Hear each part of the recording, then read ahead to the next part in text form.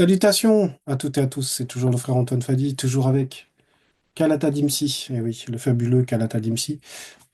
Nous allons aller page 569 dans Bialaba Mounia, c'est-à-dire les proverbes. Ces proverbes qui sont tellement riches, où on reconnaît beaucoup quand même l'écriture, le style de Mon, celui qu'ils ont appelé Salomon dans les Bibles falsifiées. Des proverbes qui sont vraiment puissants. Et on va évoquer donc une partie de ces proverbes avec il y a un thème en fait central en fait et qu'on va découvrir ensemble. Nous sommes donc dans le chapitre 21. Le titre c'est La vie sociale et morale, partie 6. Parce que c'est la partie 6, c'est une continuité. Et effectivement, il y a la vie sociale et morale, parce que les deux sont liés et parce que les deux ont un rapport en fait avec quelque chose d'autre que nous-mêmes en fait. La vie sociale. Sociale, c'est avec les autres, comment on se comporte avec nos semblables. Et la vie morale, c'est comment on fait résider à l'intérieur de nous la loi, en fait. Donc, comment on se comporte, comment on considère la loi, comment on considère les autres. Dans le verset 1, il est dit ceci. L'esprit du roi initié est comme un ruisseau que le verbe de l'Oba dirige là où il veut. Point. Donc, on commence dans ce passage-là sur la vie morale par rapport à l'esprit du roi initié. Donc ça veut dire que un des points importants dans notre relation aux autres, dans nos relations à la loi, notre esprit en fait. C'est comment notre esprit guide, comment notre intelligence agit en fonction des autres et en fonction de la loi. Et ici, on parle de l'esprit du roi initié.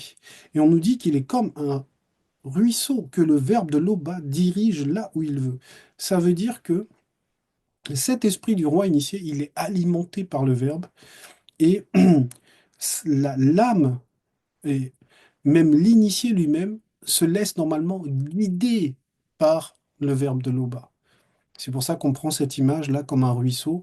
En gros, on l'emmène là où on veut qu'il aille. Un peu comme ce que même Koudoumane Moula, le premier-né, le véritable premier-né, le Christ, avait dit à Dallé, celui qu'ils appellent Pierre, que avant il mettait sa ceinture comme il voulait, en gros quand il voulait, et maintenant on va lui mettre la ceinture du Verbe et on va l'emmener là même où il pensait pas qu'il irait. C'est un peu cette image-là. Et ici on nous parle du roi initié en premier parce que dans la partie 5 il y avait, vers la fin, il y a les versets 27, 28, 29, on parle justement du roi initié, et dans le verset 28, il est dit ceci, même dans le verset 27, on va commencer par celui-là. La conscience est la lampe que le verbe de l'Oba donne à l'initié. Deux points. Elle éclaire les profondeurs de son être. Ça veut dire que d'abord, il y a cette conscience qui a été acquise donc, par le verbe de l'Oba pour cet initié. Il y a une conscience des réalités, il y a une conscience du spirituel, il y a une conscience de la loi. Dans le verset 28, l'entité de bonté et l'entité de la fidélité protègent le roi initié, virgule. C'est par la bonté qu'il a fermi son pouvoir. Point. Donc le roi initié a déjà une relation profonde avec le spirituel. Et c'est cette relation qu'on retrouve dans le premier verset de ce chapitre 21. L'esprit du roi initié est comme un ruisseau que le verbe de l'Oba dirige là où il veut. Ça veut dire que déjà, normalement, dans le roi initié, on va retrouver très très peu d'orgueil. Et quand on va dire il y a de l'orgueil dans un roi, comme on a pu le voir avec Ekoto, le roi Nebuchadnezzar, ça va tout de suite amener sa déchéance. Ça va tout de suite amener quelque chose qui va le séparer en fait de ce pouvoir, de cette relation avec le Verbe quand l'orgueil le saisit, parce que on sait que la position est très importante. Verset 2, on nous dit ceci, chacun pense agir toujours avec droiture, virgule, mais l'Oba connaît le fond du cœur, entre parenthèses, la conscience du cœur. Point. Donc ce verset est lié en fait à ce qu'on nous apprend dans le premier verset par rapport à l'esprit du roi initié qui est guidé par le Verbe. Ça veut dire que cette personne, elle est Donc, sous l'influence du verbe, ce n'est pas réellement, on va dire, ce n'est pas la personne livrée à elle-même qui agit, qui dirige en fait. Parce que cette direction est donnée à travers l'esprit par le verbe. Et on nous dit dans ce verset 2 que chacun pense agir toujours comme avec droiture.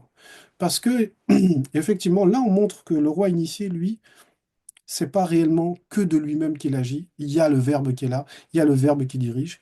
Et pour beaucoup de personnes dans le monde, en général, comme le verset le dit là, chacun pense agir toujours avec droiture. Et oui, chacun a sa vision de ce qui est droit, selon lui, en fait.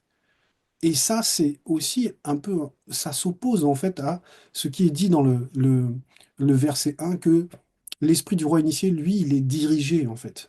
Donc, la suite nous dit de ce verset 2, mais Loba connaît le fond du cœur, entre parenthèses, la conscience du cœur.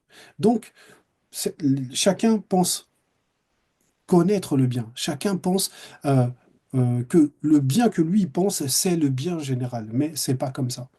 Ça veut dire que, en gros, ce qui est dit là, c'est que on pense tous savoir généralement que nos intentions sont justes en fait dans ce qu'on fait. Et en fait, cette justice-là, c'est pas, ce n'est pas toujours selon le verbe. C'est notre vision des choses, mais ce n'est pas la vision forcément du verbe. On va prendre cet exemple, on va aller dans Dina Beba, oui, c'est page 401. C'est l'histoire de Usa. C'est une histoire qu'ils ont reportée dans les Bibles falsifiées. Et c'est une histoire terrible. Donc Usa, c'est une personne qui accompagne l'arche de l'Alliance. Son vrai nom, c'est Nguina. Il accompagne l'arche de l'Alliance et à un moment, l'arche de l'Alliance va basculer en fait. Et les personnes qui peuvent toucher l'arche de l'Alliance directement, ce sont les Kakéa, c'est-à-dire les Lévites, parce qu'eux, ils s'occupent en fait de ce sacerdoce-là, entre autres. Et donc, aucune autre personne ne doit toucher l'arche de l'Alliance directement. Et dans cette scène, on va lire d'abord, donc on est dans le chapitre 2, on est dans Dina Beba, chapitre 2. On va lire d'abord le verset 3 et ensuite le verset 6. Le titre du chapitre 2, c'est Moi, Tondo, je fus inspiré par les Mengu Mamadiba, entre parenthèses, sirène des eaux. Donc, dans cette situation, il est dit ceci dans le verset 3. Après ces événements, virgule, moi, Tondo, je récupérais l'arche de l'Alliance sans la toucher directement de mes propres mains. Point. Donc, on nous montre ici que même Tondo n'a pas touché directement l'arche de l'Alliance. Il n'a pas manifesté ce geste-là parce que il est dans le respect de la loi. Euh, et on nous dit dans le verset 4, les Kakéa placèrent l'arche de l'Alliance sur un chariot neuf, virgule, Ngigna, entre parenthèses, Usa, et Mwenja, entre parenthèses, Agjo, pardon, marchaient à côté de l'arche de l'Alliance. Le verset 6 dit, lorsque nous fûmes arrivés à l'ère de Moissa, entre parenthèses, Lès, entre guillemets, Nacon, virgule, Ngigna, entre parenthèses USA, étendit la main vers l'âge de l'Alliance et la saisit, virgule, parce que les bœufs la faisaient pencher, entre parenthèses, l'entité de l'équilibre fut là. Point. Le verset 7, la colère de l'entité protectrice de l'Arche de l'Alliance s'enflamma contre lui et le frappa spirituellement sur place à cause de sa faute. On va s'arrêter là. À cause de sa faute. Et oui. Parce que là, il a manifesté une forme d'orgueil, en fait parce qu'il connaissait la loi. Et en plus, on nous donne la révélation que même si l'Arche de l'Alliance avait basculé à cause des bœufs, l'entité de l'équilibre fut là. Et c'est ça, des fois, qu'on oublie en fait dans notre comportement de tous les jours, c'est que quand on nous dit de ne pas faire quelque chose, on oublie que il y a le spirituel qui agit. Un peu comme on a vu avec le roi initié par rapport à son esprit, il y a le verbe qui agit derrière. Donc, cet exemple-là, c'est bien pour qu'on chacun, comme il a été dit dans le verset 2 donc, du chapitre 21 de Bialabamunia, chacun pense agir toujours avec droiture. Donc lui, il pensait faire le bien, il pensait faire une bonne chose, mais c'est par orgueil qu'il y a eu ce geste aussi. C'est pour ça que quand on nous donne des lois, en fait, il n'y a pas à tourner la loi dans un sens, etc. Il y a juste à la respecter. à respecter cela, parce que sinon, on rentre dans une forme d'orgueil, et comme on a pu le voir avec Usa, il en est mort, donc on peut châtier en fait la personne. Verset 3, une conduite juste et équitable, entre parenthèses, selon le verbe, a plus de prix pour le verbe de Loba que des œuvres de l'insensé. Point. Et oui, ça veut dire que le verbe donne une valeur aux vertus, en fait, à l'impartialité. Quand on nous parle de justice et d'équité, une conduite juste et équitable, on parle en fait de vertu et d'impartialité. C'est exactement ce qu'on doit apprendre des entités, la vertu et l'impartialité. Donc ça a énormément de valeur pour le verbe. C'est ça qui compte réellement, plutôt que toutes les œuvres qu'on peut voir, tout ce que les gens peuvent imaginer, penser, réagir, voilà, ce qui reste insensé pour le verbe. Verset 4. Le regard hautain et l'esprit orgueilleux, virgule, voilà ce qui manifeste le péché des méchants. Point. Donc là, on rentre effectivement dans ces quatre premiers versets-là. On a découvert déjà de quoi il s'agit en fait. Cette notion-là, très forte et qui nous concerne tous en réalité, l'orgueil. On nous dit ici le regard hautain. Donc en gros, l'orgueil va se manifester même sur le visage, même sur la façon de regarder. Pourquoi?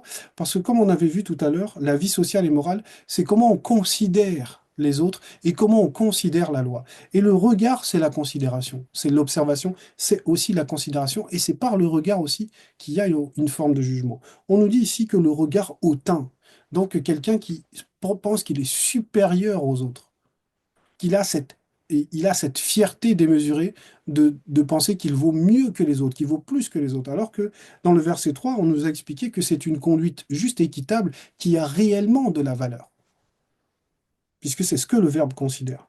Donc, le regard hautain est l'esprit orgueilleux. C'est pour ça que on nous a dit dans le verset, le premier verset du chapitre 21, l'esprit du roi initié. Donc, en gros, il n'y a pas d'orgueil normalement dans l'esprit du roi initié. Mais là, on nous explique que l'esprit qui est orgueilleux, c'est cette partie-là de notre être qui manifeste l'intelligence. S'il est enflé d'orgueil, en gros, c'est ça qui le condamne, puisqu'on nous dit dans la suite, voilà ce qui manifeste le péché des méchants. Donc les méchants, c'est ça, en réalité, c'est ça qui les condamne. C'est cet orgueil de résister à la loi, cet orgueil de vouloir défier la loi, cet orgueil de vouloir violer la loi, cet orgueil de ne pas se considérer à la même hauteur que les autres, en fait, vouloir être au-dessus des autres. C'est ce qui fait le méchant. Verset 5, celui qui s'applique à élaborer des plans connaîtra l'abondance, virgule, celui qui agit précipitamment connaîtra la disette. Point. Donc on nous explique que tout ce qui doit se faire avec sagesse, avec intelligence, doit être préparé. Parce que le plan va représenter la vision, comme de même que quand on fait une maison, on fait d'abord des plans, parce que en gros, on imagine, on a une vision de ce qu'on va faire sortir, on va dire, physiquement. Et ça revient un peu à cette image que Moto avait de Muto et qu'on a extirpé de lui. Il fallait d'abord cette image qui va représenter le plan. Et on nous dit, oui, celui qui agit précipitamment connaîtra la disette, celui qui fait les choses sans sagesse. Précipitamment, ça veut dire que, en gros, il ne s'est pas préparé. De même que tu fais, tu veux faire un match, tu fais pas d'échauffement, ben, tu vas aller dans la précipitation et tu risques de te faire blesser et même de perdre le match, de louper ce que tu devais faire, en fait. Verset 6, s'efforcer d'acquérir la richesse par le mensonge, virgule, c'est obtenir de la fumée de la part des gens qui cherchent la mort. Point. Ah, là, c'est... Oui, c'est un sujet toujours lié à l'orgueil, hein, parce que acquérir de la richesse, c'est ce que beaucoup de gens, c'est ce qu'on voudrait en fait. Pourquoi? Parce que la richesse va permettre d'être à l'aise. Mais maintenant, à quel prix on veut acquérir cette richesse? Parce que là, on nous dit par le mensonge, qui est le contraire de la vérité. Et ça, c'est, en gros, c'est la mauvaise voie. C'est pas par là qu'on doit passer. Parce que ça, c'est ce qui amène à la condamnation. Donc, ce qui devient, ce qu'on pensait être richesse, au final, c'est la pauvreté, c'est la disqualification. Verset 7. La violence des méchants les mène à leur perte, virgule, car ils refusent d'appliquer le droit. Ils refusent d'appliquer le droit. Ça veut dire qu'ils sont conscients de ce qui est bien, mais ils ne veulent pas le mettre en pratique. Donc c'est réellement même un avertissement pour nous. La violence des méchants, c'est le fait qu'ils violent la loi.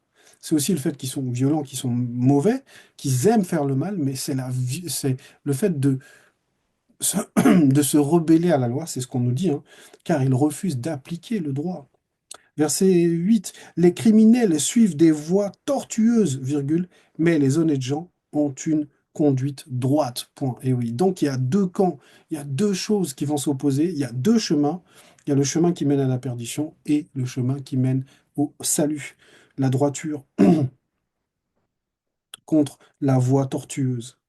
Verset 9, mieux vaut vivre au coin d'un toit que partager sa maison avec une femme querelleuse. Point. Querelleuse. Donc là, c'est une des fois là, parce qu'il va y avoir une autre fois encore, où Mon va parler de ce qui est important pour l'homme. Parce que cette notion-là de femme querelleuse, c'est parce que la femme est tellement importante pour l'homme. L'homme identifie son bonheur à la femme, à la présence de la femme, au corps de la femme, à la joie d'aimer cette femme, de la chérir, etc. Et quand quelque chose qui représente un peu ton trésor te devient un fardeau, là c'est très très très difficile. Ça fait énormément de peine à l'homme. C'est ce qui est dit ici. Mieux vaut vivre au coin d'un toit que partager sa maison avec une femme querelleuse. Une femme querelleuse, c'est une femme qui est orgueilleuse, qui a aussi de l'orgueil. Donc on nous présente maintenant une autre forme d'orgueil. Eh oui, c'est cet orgueil qui va mener à la querelle, cet orgueil qui va mener à la dispute, à la séparation, à la frustration. Parce que l'homme, ce qu'il cherche d'abord, c'est l'union avec la femme. Et la femme qui amène une querelle, c'est une femme qui cherche la séparation. Donc il y a une forme d'orgueil par rapport à la loi toujours, puisque la loi, c'est l'union, c'est le fait de s'unir, c'est le fait d'être attaché. Verset 10. De tout son être, virgule, l'homme malveillant désire faire du mal, et il n'épargne même pas son ami. Point. On voit à quel niveau, là, l'orgueil peut se manifester dans une personne qui est mauvaise. Même l'amitié n'a pas de raison d'être pour lui si ça l'empêche de faire du mal. Donc, il va préférer faire du mal, même si c'est son ami, peu importe, il va préférer assouvir cette méchanceté en lui. Et c'est toujours une forme d'orgueil, parce qu'on l'a vu, c'est des relations de vie sociale et morale. Donc il va préférer laisser l'amitié et agir méchamment que de prendre soin de se remettre en question parce qu'il y a l'amitié, il y a le lien. Ce lien-là, pour le méchant, a moins de valeur que la méchanceté. J'ai vu un film récemment, là, où c'était un trafiquant de drogue. Et ce trafiquant de drogue, il a un de ses sbires, là, un de ses seconds, et ils sont en train de jouer au billard. Et le, le second, là, en fait, bat le chef trafiquant au billard, en fait. Il est plus fort que lui, il gagne la partie, et comme ils avaient parié de l'argent, il récupère l'argent. Et le chef méchant, là, tellement il est mauvais, en fait, pendant que l'autre est en train de prendre les billets, le chef prend un pistolet et vient lui mettre là, sur la tête comme ça. Et il lui dit alors, ça te fait plaisir de me voler mon argent, etc. Et tout. Et on voit la vraie nature de ce chef de gang, de ce véritable méchant. C'est-à-dire que même ses bras droits, pour lui, quand il s'agit de les punir, quand il s'agit de faire le mal, quand il s'agit de leur faire peur, alors que c'est injustifié, puisque l'autre avait gagné légitimement la partie de jeu, eh ben, il va en profiter pour faire encore le mal. Verset 10, non, verset 11, pardon. La punition de l'insolent est une leçon de sagesse pour l'ignorant, virgule. Ça, c'est important. La punition de l'insolent est une leçon de sagesse pour l'ignorant. Ça veut dire que l'insolent, lui, il faut le punir. Et l'ignorant, c'est ce qui montre en fait une forme de sagesse. C'est un châtiment, en fait. La punition de l'insolent est une leçon de sagesse pour l'ignorant, virgule. Tandis que le sage, connu, acquiert de l'expérience par l'enseignement qu'il reçoit. Donc le sage, lui, se nourrit de l'enseignement, mais l'ignorant ou même l'insolent sont, eux, se nourrissent en fait de la punition, de la fermeté en fait. Verset 12.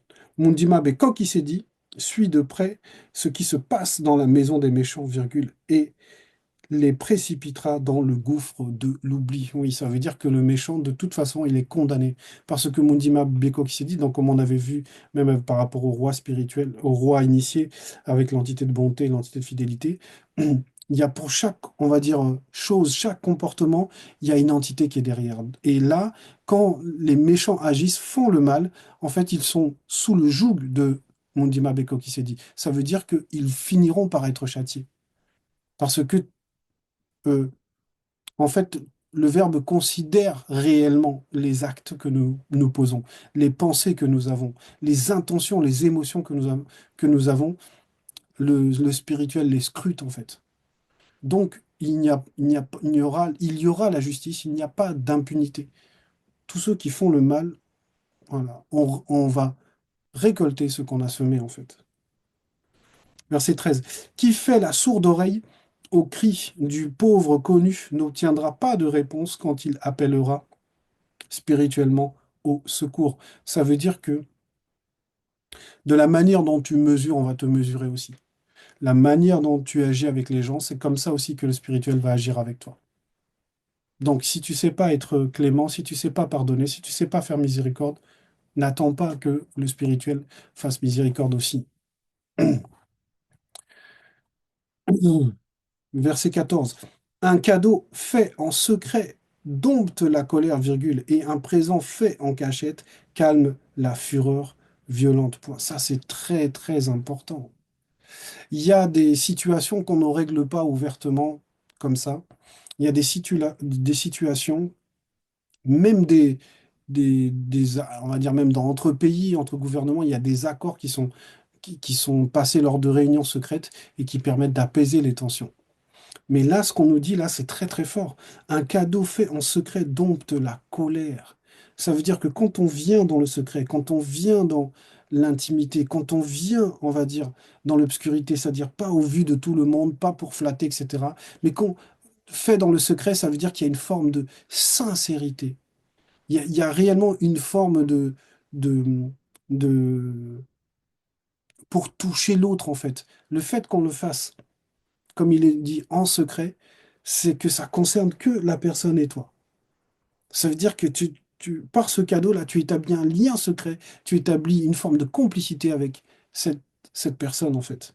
Et ça, si cette personne, elle est fâchée, si cette personne a quelque chose peut-être même contre toi, le fait que tu fasses un geste comme ça, qui est un peu inattendu, parce que la personne ne s'attend pas quand c'est dans le secret, ouah, le pouvoir de retirer la mauvaise émotion dans le cœur de la personne et un présent fait en cachette calme une fureur violente.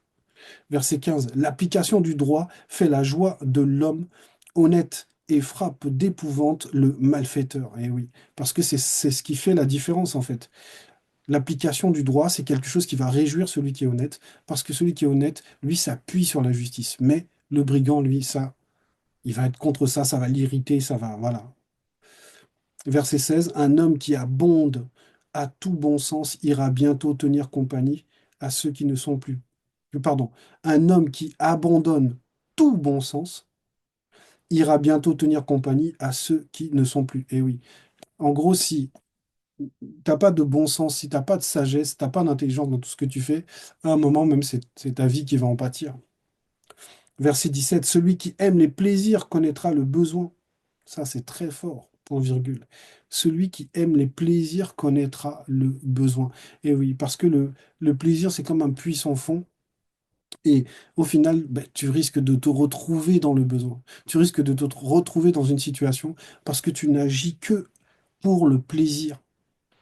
Et oui, il n'y a pas que, euh, on va dire, dans une vie, il y a les responsabilités aussi.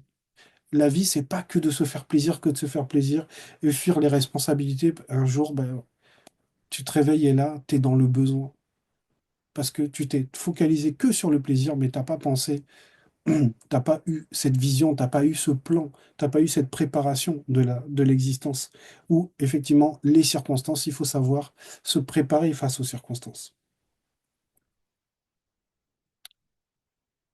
Celui qui est soumis, c'est la suite, celui qui est soumis au vin et à l'huile ne deviendra jamais riche, et oui. Parce que la richesse, ça demande de l'intelligence, ça demande de la stratégie, ça demande de ne pas en fait être dominé par l'alcool, par toutes ces choses-là, parce que ça affaiblit complètement la personne, ça affaiblit son intelligence, ça prend le dessus sur lui.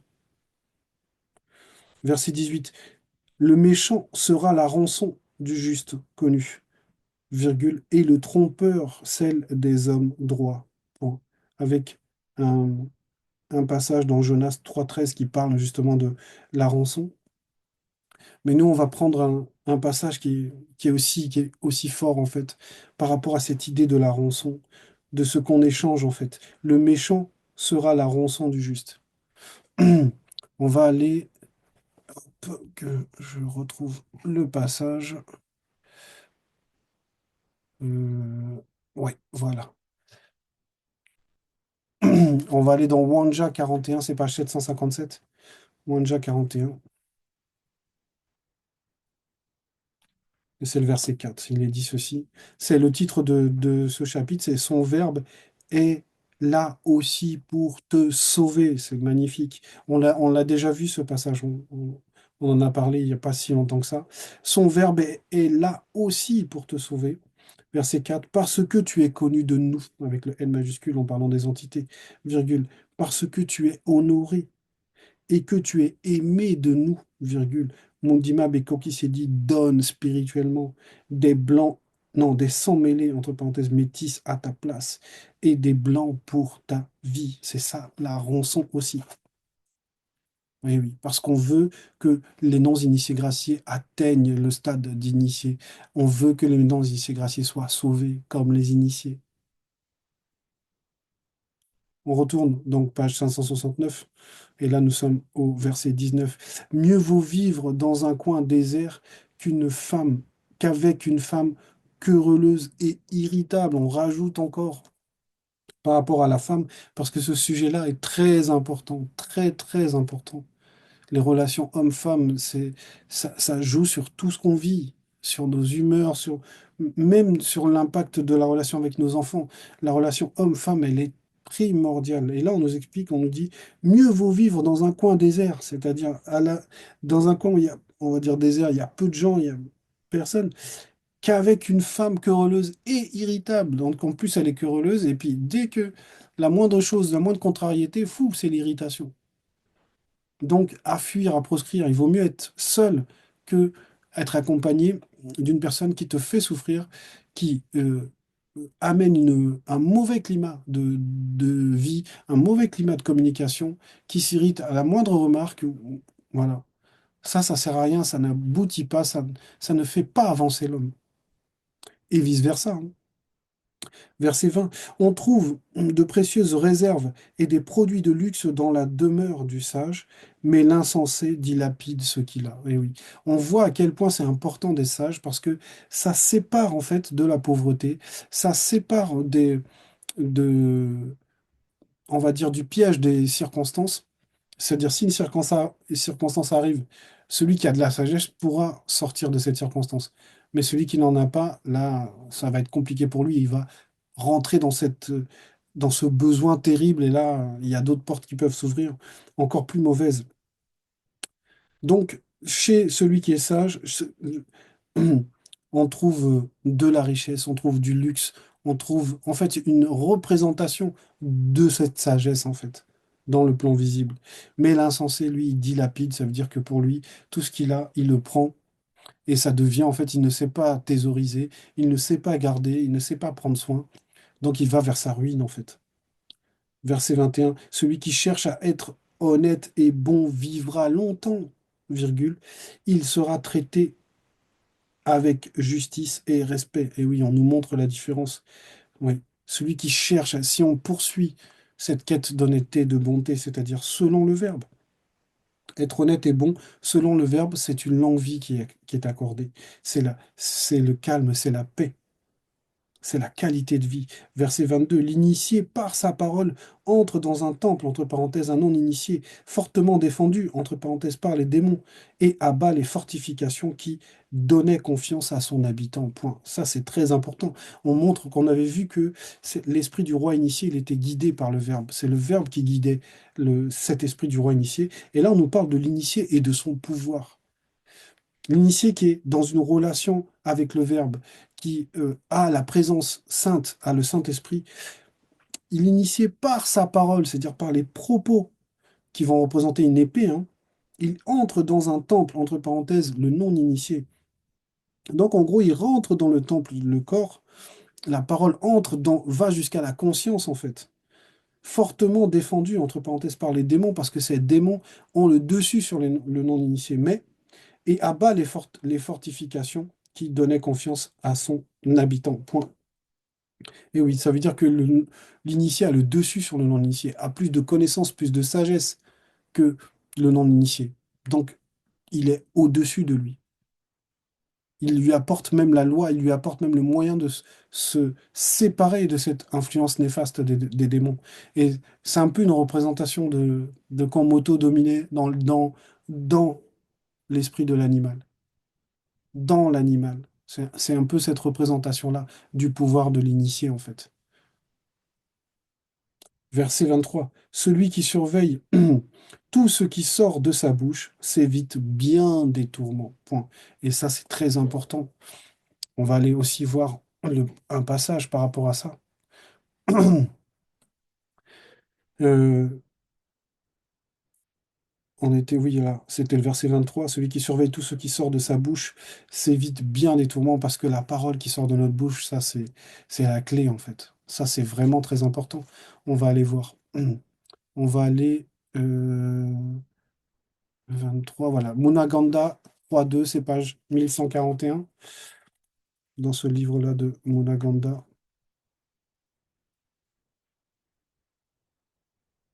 1141,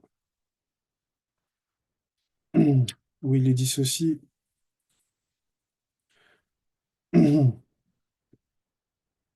sommes dans le chapitre 3 et nous sommes dans le verset 2. Le titre, c'est La parole. Donc, dans le livre de Munaganda, c'est-à-dire Jacques, appelle à la conscience connue.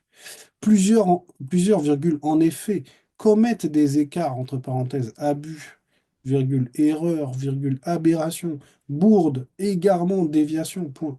Si quelqu'un ne commet pas d'écart quand il parle, virgule, c'est un homme parfait, virgule, capable de maîtriser son corps tout entier, entre parenthèses, ne pas se laisser entraîner vers la perdition. Donc c'est toujours ça, une facette de l'initié.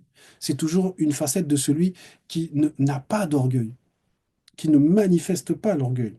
Comme on avait vu dans le verset 22, le pouvoir de l'initié par rapport à sa parole.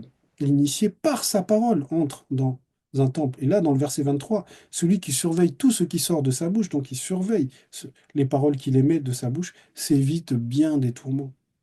Verset 24, l'orgueilleux, virgule, le hautain, virgule, s'appelle un moqueur. Donc on voit une nouvelle facette de celui qui a de l'orgueil, une nouvelle facette de cet orgueil, c'est que un orgueilleux, c'est quelqu'un qui a le regard hautain, comme on avait vu, et maintenant s'appelle un moqueur. Donc il se moque aussi.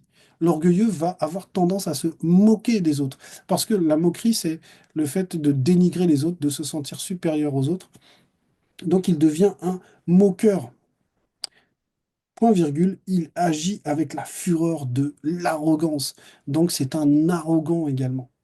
Il utilise son arrogance et c'est ce qui est, on va dire, comme un carburant, c'est son énergie pour produire cet orgueil, pour faire le mal, pour se moquer des autres. Voilà, c'est c'est ça. Verset 25, le paresseux meurt de ne pas pouvoir réaliser ses désirs, virgule, car il refuse de travailler. Et oui, beaucoup, en tout cas dans les générations actuelles, beaucoup ont peur des efforts. Beaucoup, même par rapport à notre sanctification, c'est une question d'effort. Parce que le Verbe regarde le mérite, en fait. Il faut le mérite.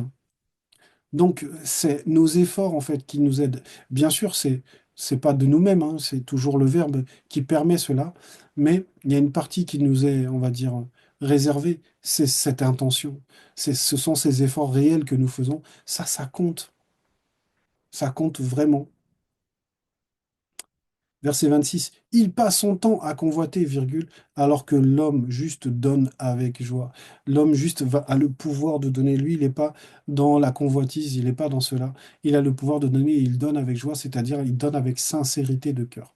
C'est quelqu'un que quand il donne, c'est sincère en fait. Ça, c'est l'homme juste. Verset 27. Les méchants rendent leurs œuvres d'autant plus détestables qu'ils les font avec de mauvaises intentions afin de nuire. Point. Donc ça veut dire que les méchants, même quand ils agissent, le verbe connaît leurs intentions.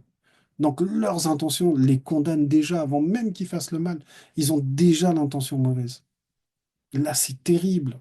Ça veut dire qu'il n'y a pas d'échappatoire pour eux. C'est la condamnation. Parce que là, avant même de commettre l'acte, l'intention est déjà mauvaise. Moi, je discutais avec une femme qui est dans une religion, là. On parlait justement de l'intention. Et elle me disait que l'intention, ça n'existe que pour les bonnes choses. Quand tu as l'intention d'aider quelqu'un et que bon, ça peut pas se faire, ben, leur Dieu, là, c'est ça qui va retenir. Et je lui disais, mais pour tout ce qui est négatif, quand tu as l'intention d'aller tuer quelqu'un et que tu étais empêché parce que là où tu pensais trouver la personne, tu l'as pas trouvé, ça compte pas. Elle disait que ça compte pas. Vous voyez le délire, en fait, de comment les autres raisonnent. Voilà, l'absence de justice. Vous vous rendez compte de, en fait, ça n'a même pas de sens de dire que pour les choses positives, l'intention va compter, mais pour ce qui est négatif, l'intention va pas compter. Tu décides t'as envie de violer une fille, mais bon, tu n'y arrives pas parce que t'as pas l'occasion, voilà, tout ça. Mais l'intention, ça compte pas, quoi. Mais par contre, si tu as l'intention de faire le bien, d'aider ton voisin ou ta voisine à porter des courses, ça va compter. Vous voyez, il n'y a pas de justice, en fait. Verset 28. Le témoignage d'un menteur sera condamné. Virgule, l'homme qui sait écouter peut parler de façon décisive. Oui. Donc le témoignage d'un menteur, ça on ne le retiendra pas. Parce que sa nature de menteur fait que son témoignage n'est pas recevable. Pour que le témoignage soit recevable, il faut être dans la vérité. C'est pour ça que tous ceux qui viennent et qui racontent, qui se donnent des titres, qui ont eu des visions, ils viennent raconter leurs visions, qu'ils ont été enlevés par les extraterrestres, qu'ils ont vu Jésus, etc. Tout ça, là, ce sont des menteurs, leur témoignage est irrecevable. L'homme qui sait écouter peut parler de façon décisive parce que celui qui sait écouter, lui, sera réellement un véritable témoin. Parce que c'est ce qu'on nous demande en fait dans le verbe, de savoir d'abord écouter pour mettre en pratique. Il faut écouter. Écouter veut dire accepter, veut dire accepter de recevoir, d'héberger. Et lui peut parler de façon décisive parce que le fait qu'il ait écouté, il va en tirer une analyse et ce qui va sortir de sa bouche sera de la sagesse par rapport à ce qu'il a écouté. Verset 29. L'homme malfaisant prend un air hautain. Point. Un homme droit est sûr de sa conduite. Ça veut dire que peu importe si les gens pensent que lui, il est hautain, etc. Celui qui est droit, celui qui est sûr on va dire, celui qui est droit, qui marche selon le verbe, qui marche dans la justice du verbe, lui, il est sûr de sa conduite. En gros, il sait que s'il a des comptes à rendre, c'est au verbe. Ce que les gens pensent, lui, ça l'intéresse pas. Parce que lui, ce qui compte, c'est sa fidélité au verbe. Verset 30. Il n'y a ni sagesse, virgule, ni intelligence, virgule, ni conseil, virgule, pour résister au verbe de l'Oba. Et oui, c'est le verbe qui est au contrôle de tout. Et ça veut dire que peu importe qui tu es, tu es Einstein, peu importe qui tu es, tu penses que tu es intelligent, tout ça, le jour du jugement, tu peux pas te justifier. Personne ne peut se justifier. Le verbe connaît l'intention profonde même du cœur de chacun. Donc on ne peut pas se justifier. Verset 31, on s'équipe spirituellement pour le jour du combat, virgule, mais c'est le verbe de l'Oba qui donne la victoire. Et on fait, on va dire, un peu la boucle par rapport au début de ce verset, de ce chapitre 21. C'est, ça, c'est la marque de l'humilité. Certes, tu vas combattre, certes, tu vas euh, aider, on va dire, des personnes à accepter le verbe, tu vas prêcher, tu vas faire des exhortations, etc. et tout, mais c'est le verbe qui donne la victoire. C'est le verbe qui permet que la personne soit délivrée. C'est le verbe qui sonde. C'est le verbe qui fait, on va dire tout. Nous, on accepte d'être utilisé. C'est tout. Voilà, c'était le message. Moi, ce passage-là, ça m'a vraiment questionné sur mon manque d'humilité, en fait. Je me suis rendu compte depuis là, un an, peut-être un an et demi, un peu plus, que il y a un orgueil qui s'est réveillé en moi et cette exhortation m'a permis justement de reméditer, de comprendre d'où ça venait, qu'est-ce que j'avais manifesté dans mes différentes relations avec les frères et sœurs, que ça soit par rapport dans la musique, que ça soit par rapport même au gîte, etc. Et ce que j'avais manifesté comme comportement, etc. J'ai vu que j'avais un orgueil en fait, que cet orgueil se manifestait. Et cet orgueil m'éloignait de cet amour euh, primaire, on va dire, cet amour originel que j'avais pour le Verbe. Et c'est très délicat parce que l'orgueil a cette capacité à, à prendre une apparence, en fait. Un peu comme le jadis prend l'apparence de Mouta Teddy. L'orgueil peut prendre l'apparence de l'humilité, peut prendre l'apparence de la sympathie, peut même prendre l'apparence de l'écoute, mais en réalité, au fond du cœur, on sait quand on est orgueilleux. Et moi, ça, je l'ai enfin accepté, j'ai enfin vu effectivement que je manquais d'humilité, que j'avais eu des comportements orgueilleux. Et cette exhortation, moi, personnellement, m'aide beaucoup et m'a beaucoup aidé. Donc, c'est le message vraiment principal. L'humilité, c'est très, très important. Vraiment, l'orgueil se cache dans plein de petites choses, à chacun de savoir exactement qu'est-ce qui l'anime et d'être droit dans son cœur, c'est-à-dire fidèle au verbe de Loba. Loba est toujours glorifié, ainsi soit-il.